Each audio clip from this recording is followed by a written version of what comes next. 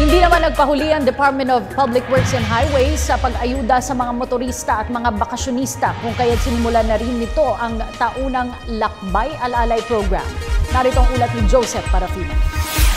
Abala mga tauhan ng Department of Public Works and Highways ng aming abutan sa lalawigan ng Laguna habang nagsasagawa ng Oplan Lakbay Alalay.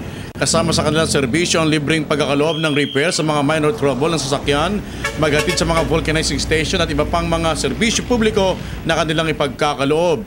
Ito kasi ang kabilin-bilinan ng DPWH Secretary Rogelio Singson ang maging handa at alerto ang kagawaran upang tumulong sa mga kababayan nating magsisiuwian sa kanilang probinsya ngayong Semana Santa. Sakop nila ang Calabarzon, Cavite, Laguna, Batangas at Quezon. Ang kabilin-bilinan namin, kung maaari, lalo na yung namin naka-orange, yung aming nakikita ninyo para identify and with IDs. Para naman sa mga taga Mimaropa o Mindoro at Palawan, pagbaba pa lamang ng pier ay may mga serbisyo na silang ipagkakaloob sa ating mga pasahero.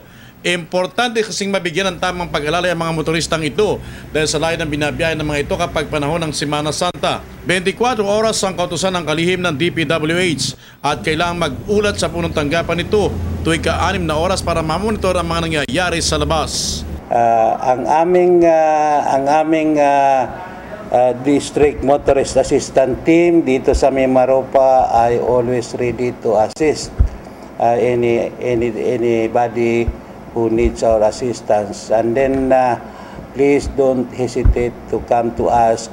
Para sa District Engineer ng Laguna 2 na si Engineer Joel Lempenco, matamang babantayan nila ang mga masisirang sasakyan para hindi ito mabiktima ng ilang mga kunyari nagbibigay ng tulong, subalit pagsasamantala naman sa kapwa ang nais ng mga ito.